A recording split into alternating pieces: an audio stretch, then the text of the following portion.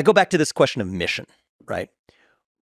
A lot of people who make arguments for the Department of Education aren't aware why the Department of Education was created in the first place, actually. So that might be a useful place to start, is that this thing was created. It had a purpose, presumably. What was that purpose? Might be at least a relevant question to ask before we decide what are we doing with it or not. What was the purpose of this thing that we created? It's not to me, seems like a highly relevant question. Yet in this discussion about government reform, it's interesting how eager people are to skip over that question and just to talk about, okay, but we got the status quo and it's just going to be disruptive, versus asking the question of, okay, this institution was created. It had an original purpose. Is that purpose still relevant? Is this organization at all fulfilling that purpose today? To me, those are some relevant questions to ask. So let's talk about that for the Department of Education. Its purpose was relevant at that time, which was to make sure that localities, and particularly states, were not siphoning dollars, taxpayer dollars, away from predominantly black school districts to predominantly white ones. And that was not a theoretical concern at the time. It was happening, or there was at least some evidence that was happening in certain states in the South. And so you may say you don't like the federal solution. You may say you like the federal solution, but like it or not, that was the original purpose of the U.S. Department of Education, to make sure that from a federal perspective, states were not systematically disadvantaging black school districts over predominantly white ones.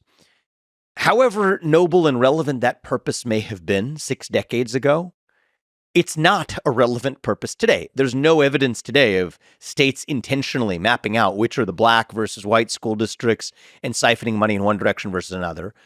To the contrary, one of the things we've learned is that the school districts in the inner city, many of which are predominantly black, actually spend more money per student than other school districts for a worse result as measured by test scores and other performance on a per student basis, suggesting that there are other factors than the dollar expenditures per school determining student success, and actually suggesting that even the overfunding of some of those already poorly run schools rewards them for their actual bureaucratic failures. So against that backdrop, the Department of Education has instead extrapolated that original purpose of what was a racial equality purpose to instead implement a different vision of racial equity through the ideologies that they demand in the content of the curriculum that these public schools actually teach. So Department of Education funding, so federal funding accounts for about, I'm giving you round numbers here, but around 10% of the funding of most public schools across the country. But that comes with strings attached. So in today's Department of Education, this didn't happen back in 1970, but it's happening today.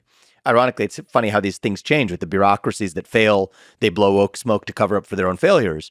What happens with today's Department of Education? They effectively say you don't get that funding unless you adopt certain goals deemed at achieving racial or gender equity goals.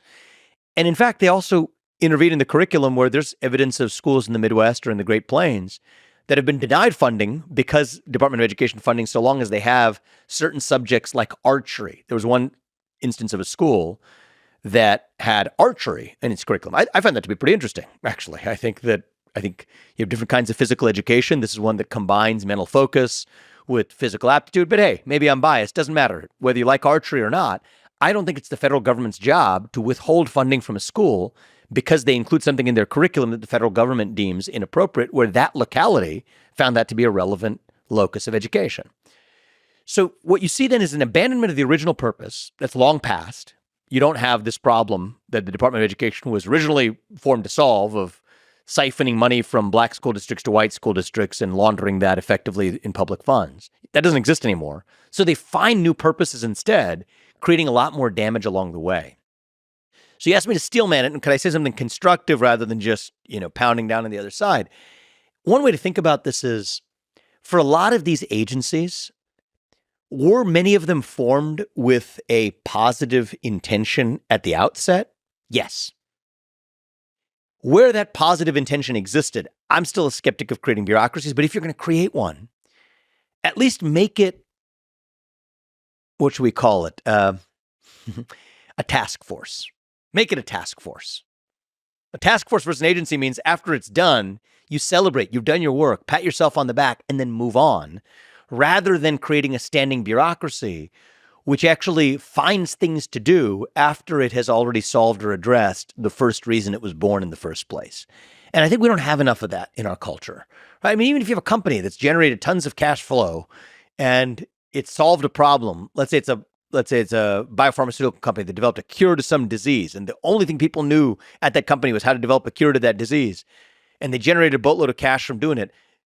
At a certain point, you could just give it to your shareholders and close up shop, and that's actually a beautiful thing to do. You don't see that happen enough in the American consciousness and the American culture of when an institution has achieved its purpose, celebrate it, and then move on. And I think that that culture in our government would result in a vastly restrained scope of government rather than today. It's a one-way ratchet. Once you cause it to come into existence, you cause new things to come into existence, but the old one that came into existence continues to persist and exist as well. And that's where you get this metastasis over the last century.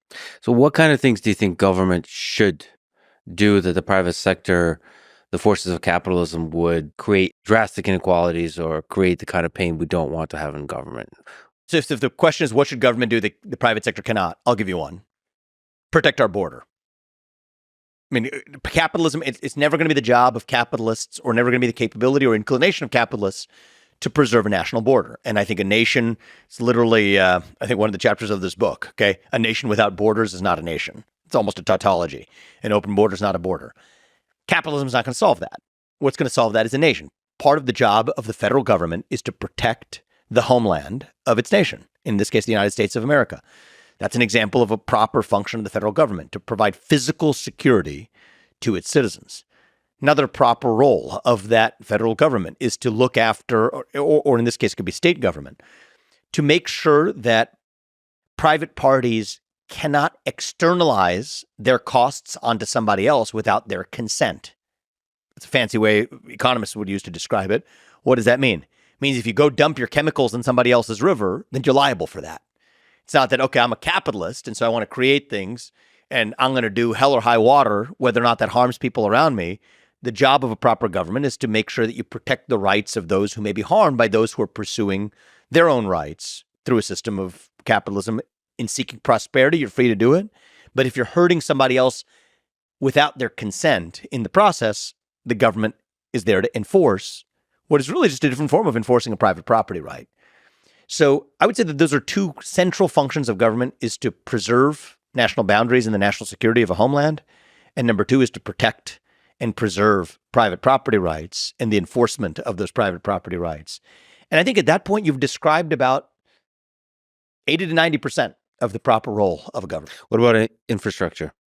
Look, I think that most infrastructure can be dealt with through the private sector. I mean, you can get into specifics. You could have infrastructure that's specific to national security. No, I do think that military industrial base is essential to provide national security. That's a form of infrastructure. I don't think you could rely exclusively on the private sector to provide the optimal level of that protection to a nation. But, interstate highways, I think you could think about whether or not that's a common good that everybody benefits from, but nobody has the incentive to create. I think you could make an argument for the existence of interstate highways. I think you could also make powerful arguments for the fact that actually you could have enough private sector co-ops that could cause that to come into existence as well. But, I'm not dogmatic about this, but broadly speaking, 80 to 90% of the goal of the federal government, I'm not going to say 100, 80 to 90% of the goal of the existence of a federal government should be of government period, should be to protect national boundaries and provide security for the people who live there and to protect the private property rights of the people who reside there. If we restore that, I think we're well on our way to a revival of what our founding fathers envisioned. And I think many of them would give you the same answer that I just did. So if we get government out of education, would you be also for reducing this as a government in the states for something like education? I think if it goes closer to municipalities and to states, I'm fine with that being a locus for people determining, as, for example, let's just say school districts are taxed at the local level. For that to be a matter for municipalities and townships to actually decide democratically how they actually want that governed, whether it's balance between a public school district versus making that same money available to families in the form of vouchers or other forms of ability to educational savings accounts or whichever mechanism it is to opt out of that. If that's done locally, I'll have views on that tend to go further in the direction of true educational choice and diversity of choice. The implementation of charter schools, the granting of state charters, or even lowering the barriers to granting one. I favor those kinds of policies. But if we've gotten the federal government out of it, that's achieved 75% of what I think we need to achieve, that I'm focused on solving other problems and leave that to the states and municipalities to cover from there. So given this conversation, what do you think of Elon's proposal of the Department of Government Efficiency in the Trump administration, or really any administration? Well, I'm of course, biased because Elon and I have discussed that for the better part of the last year and a half. And so I think it's a great idea. It's something that's very consistent with the core premise of my presidential candidacy. I got to know him as I was running for U.S. president in a couple of events that he came to, and then we built a friendship after that. So obviously, I think it's a great idea. Who do you think is more hardcore on the cutting, you or Elon? Well, I think Elon's pretty hardcore. I said 75% of the federal bureaucrats, and while I was running for president, he said you need to put at least 75%. So I agree with him. I think I would. I think it'd be a fun competition to see who ends up more hardcore. I think he and I don't think there's someone out there who's going to be more hardcore than he or I would be. And the reason is, I think we share in common a willingness to take the risk and see what happens. I mean, the sun will still rise in the east and set in the west. That much I guarantee you. Is there going to be some broken glass and some damage? Yes, there is. There's no way around that.